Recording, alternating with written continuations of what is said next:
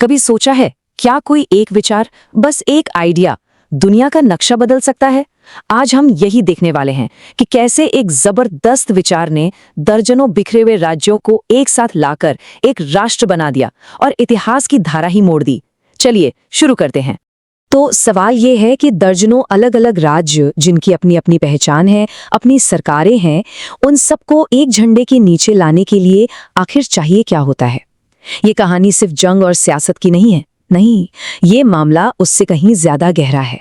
तो देखिए, कहानी की शुरुआत होती है एक बटे हुए नक्शे से। एकीकरण से पहले जर्मनी नाम का कोई एक देश था ही नहीं, बल्कि ये तो जर्मन भाषा बोलने वाले दर्जनों छोटे बड़े राज्यों का एक बिखरा हुआ सा समूह था। और फिर इसी बिखराव के बीच से एक बहुत ही शक्तिशाली विचार ने जन्म लिया। वो विचार था राष्ट्रवाद का। यही वो चिंगारी थी जिसने आगे चलकर एकीकरण की आग जलाई। तो ये राष्ट्रवाद आखिर है क्या? देखिए, आसान भाषा में कहें तो ये एक ऐसा विश्वास है जो लोगों में हम वाली भावना जगाता है। ये एक साझा पहचान बनाता है, एक कॉमन मकसद तय करता है और सबसे बड़ी बात, एक स्वतंत्र देश बनाने की गहरी इच्छा पैदा करता है। और यही तो इस पूरी कहानी का सेंटर पॉइंट है। जर्मनी का एकीकरण कोई अचानक हुई घटना नहीं थी। इसकी सबसे बड़ी वजह राष्ट्रवाद ही था। ये कोई छोटा मोटा हिस्सा नहीं था, बल्कि ये वो धुरी थी जिसके चारों ओर पूरा का पूरा इतिहास घूम गया। तो सवाल ये है कि आखिर ये विचार काम कैसे करता है?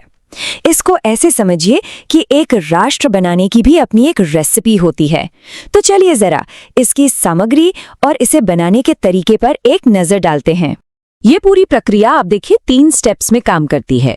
पहला, एक साझा पहचान बनाना। जैसे जर्मन कवियों और विचारकों ने एक जैसी भाषा और लोक कथाओं को बढ़ावा दिया ताकि लोगों को लगे कि अरे हम सब तो एक ही हैं। दूसरा स्टेप था एक कॉमन मकसद बनाना, जो था एक मजबूत और एकजुट जर्मनी, और इसे ज़ोल्फेराइन जैसे आर्थिक संघों ने और भी पक्का कर दिया। और फिर तीसरा, इसी पहचान और मकसद के दम पर आजादी की लौ को जलाना। हमारे सोर्स से लिया गया ये कोटेशन इस बात को और भी पुख्ता करता है। इससे पता चलता है कि ये सिर्फ कागजी बातें नहीं थी, बल्कि जमीन पर चल रहे असली आंदोलनों का नतीजा थी। इन्हीं राष्ट्रवादी आंदोलनों ने लोगों के दिलों में एकता की वो भावना और एक आजाद देश की वो चाहत पैदा की। तो इस विचार और इन सभी आंदोलनों का आखिर में नतीजा क्या निकला? सालों के संघर्ष के बाद इसका जवाब एक ऐतिहासिक साल में दुनिया के सामने आया, 1871। जी हाँ, ये था वो ऐतिहासिक पल। दशकों की राष्ट्रवादी भावनाएं और राजनीतिक चालें सब इसी एक साल में आकर साकार हुईं और यूरोप का नक्शा हमेशा के लिए बदल गया। और ये था नतीजा। प्रशिया ने अपने चांसलर बिस्मार्क की लीडरशिप में अपनी मिलिट्री और पॉलिटिकल पावर का इस्तेमाल करके इन सभी राज्यों को एक साथ जोड़ दिया। जो नक्शा कभी एक पहेली की तरह बिखरा हुआ था, वो अब एक मजबूत जर्मन राष्ट्र के रूप में यूरोप की एक नई महाशक्ति बन चुका था। तो सबसे बड़ी बात जो हमें समझनी है वो ये है कि ये सब कुछ एक विचार से शुरू हुआ था। राष्ट्रवाद, जो कि बस एक सोच थी, एक आइडिया था, उसने एक ठोस राजनीतिक सच्चाई को जन्म दे दिया। इसने सचमुच यूरोप का नक्शा दोबारा खींच दिया था। ये इस बात का सबसे बड़ा सबूत है कि विचार कितने शक्तिशाली हो सकते हैं। और ये पूरी कहानी हमें एक बहुत बड़े सवाल के साथ छोड़ जाती है। अगर सिर्फ एक विचार एक नया देश बना सकता है और दुनिया का नक्शा बदल सकता है, तो जरा सोचिए, आज के दौर में हमारे साझा विचार क्या कुछ हासिल नहीं कर सकते? इस पर सोचिएगा जरूर।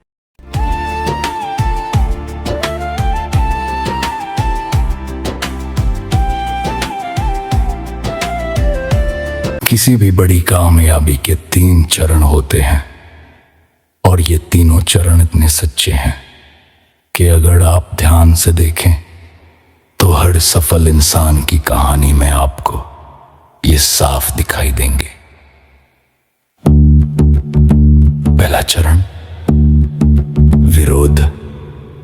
जब आप कुछ नया शुरू करते हैं, दुनिया आपका मजाक उड़ाती है, आपको रोकने की कोशिश करती है, आपके सपनों पर सवाल उठाती है।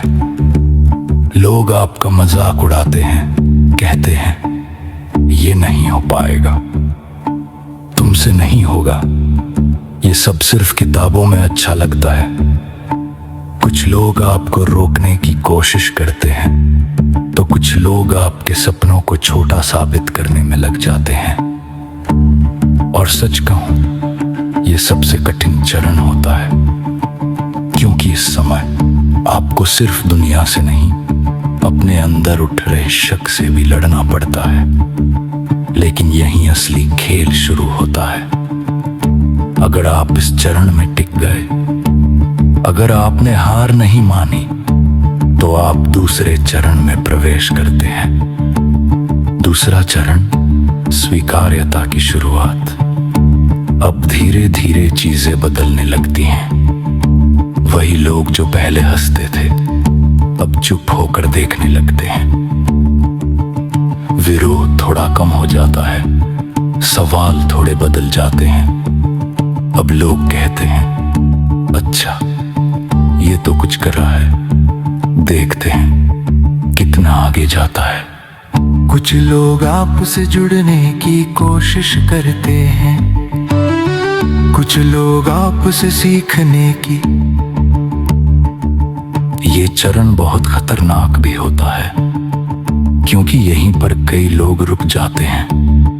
थोड़ी सी पहचान मिलते ही संतुष्ट हो जाते हैं। लेकिन जो लोग यहाँ भी नहीं रुकते, जो लोग लगातार मेहनत करते रहते हैं, वे पहुंचते हैं तीसरे और सबसे महत्वपूर्ण चरण पर। तीसरा चरण, सफलता और सम्मान। अब वही दुनिया जो कभी आपके खिलाफ थी, आपकी तारीफ करने लगती है। वही लोग जो कहते थे नहीं होगा, अब कहते हैं, हमें पहले से पता था ये कुछ बड़ा करेगा। आपकी कहानी सुनाई जाती है, आपका उदाहरण दिया जाता है, लोग आपसे प्रेरणा लेने लगते हैं। लेकिन यहाँ एक गहरी सच्चाई छिपी है। दुनिया बदलती नहीं है, बस उसका नजरिया बदल जाता है। पहले लोग आपको समझ नहीं पाए, फिर उन्होंने आपको स्वीकार किया और अंत में आपको सराहा। इसलिए याद रखिए, अगर आज लोग आपका विरोध कर रहे हैं, अगर लोग आपकी बातों पर हंस रहे हैं, अगर आपके सपनों को छोटा बताया जा रहा है, तो परेशान मत होइए। ये संकेत है कि आप कुछ अलग कर रहे हैं, कुछ ऐसा कर रहे हैं जो आम नहीं है, जो भीड़ से हटकर है, और इतिहास गवाह है। हर बड़े बदलाव से पहले, हर बड़ी सफलता से पहले, तीन चीजें जरूर होती हैं। पहले लोग हंसते हैं, फिर विरोध करते हैं, और अंत में मान जाते हैं। तो आज अगर आप पहले या दूसरे चरण में हैं, तो खुद को रोकिए मत, बस चलते रहिए, क्योंकि हो सकता है आप अपनी कहानी के सबसे महत्वपूर्ण मोड़ पर